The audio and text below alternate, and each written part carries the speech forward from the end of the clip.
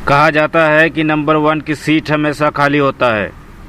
आप सोच रहे होंगे कैसे।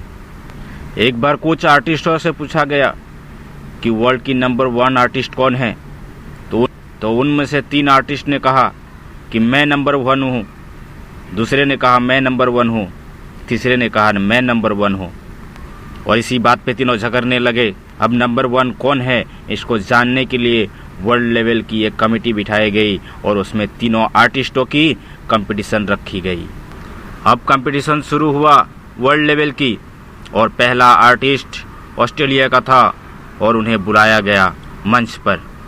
जोरों की तालियों से स्वागत किया गया और उनसे पूछा गया कि तुम प्रूफ कर पाओ, अपने आप को साबित कर पाओ, इसके लिए तुम्हें क्या चाहिए आर्ट करने के लिए। उसने कहा मुझे रंग, पेपर और पर्दा चाहिए, जब तक मैं पेंट ख़त्म ना कर लूँ मुझे कोई देख ना पाए। कुछ ही देर कुछ आर्टिस्ट ने अपना आर्ट पूरा कर लिया और जज से कहा कि आइए देख लीजिए। वहाँ की जज ने जब देखने के लिए गया तो उस आर्टिस्ट से कहा कि ये क्या है, ज़रा पर्दा तो हटाओ, क्योंकि वो ऑस्ट्रेलिया का पहला आर्टिस्ट ने जो आर्ट किया था वो घर की दरवाजे की एक पर्दे की आर्ट किया था। और मानो पर्दे को देख के ऐसा लग रहा था कि अंदर में बहुत सारी चीज़ें हैं और पर्दा हटाओगे और दिख जाएगा। उस आर्टिस्ट ने जज से कहा कि साहब आप ही देख लीजिए पर्दा हटा के। वो खूब हाथ फेरने लगे पर हटा नहीं पाए। की तालियों से गड़गड़ाहट की मंच पूरा भर गया।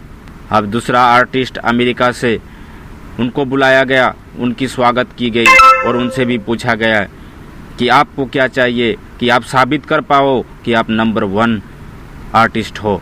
दूसरा आर्टिस्ट ने कहा मुझे भी कुछ पेंट्स और पेंसिल चाहिए। उन्होंने जो चीज़ मांगी उनको दिया गया और कुछ ही देर में उन्होंने भी अपना आर्ट बनाकर पूरा किया। और दूसरे आर्टिस्ट की आर्ट को देखते हुए वहाँ के जज ने पूछा कि ये आर्ट है तुम्हारी और इससे तुम प्रूफ करोगे कि तुम नंबर 1 हो। उस आर्टिस्ट ने जवाब दिया नहीं, क्योंकि उस आर्टिस्ट ने एक फूल की आर्ट किया था, एक फूल की ड्राइंग बनाई थी और उसे समझने के लिए इंसानों की बस की बात नहीं। इसीलिए उस आर्टिस्ट ने कहा इसे समझने के लिए तितली या भंवरे को यहाँ लाया जाए।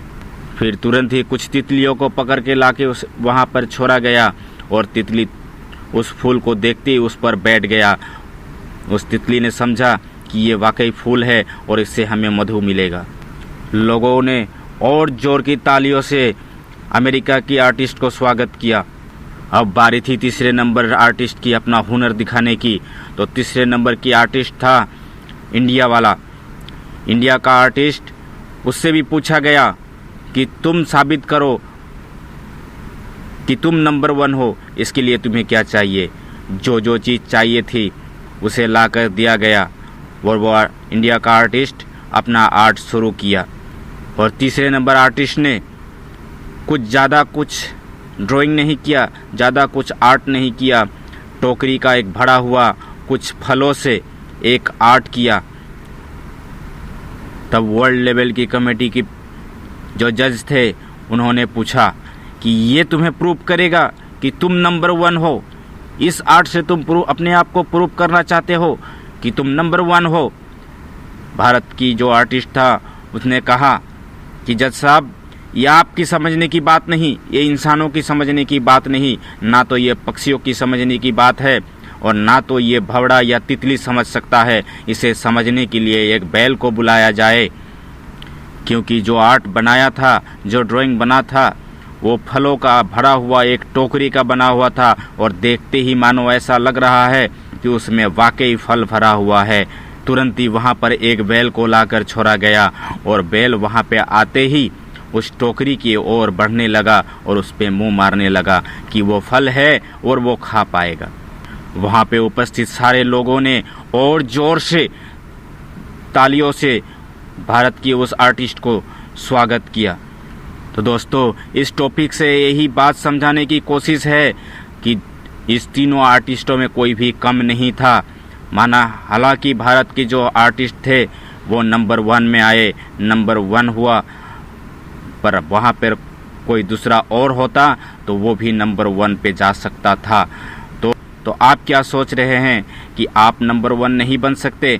आपके लिए भी वो जगह खाली है। हर एक नंबर 1 खिलाड़ी के लिए, हर एक नंबर 1 प्रतियोगी के लिए नंबर 1 का सीट हमेशा खाली रहता है, हमेशा इंतज़ार करता है कि उसकी काबिल की कोई आए और वो सीट में वो बैठ जाए। अगर आपको अच्छा लगे मेरे ये टॉपिक को तो ज़रूर शेयर कीजिए, लाइक कीजिए और आगे बढ़ाइए और अपने आप को भी प्रूव कीजिए। धन्यवाद, नमस्कार, जय हिंद।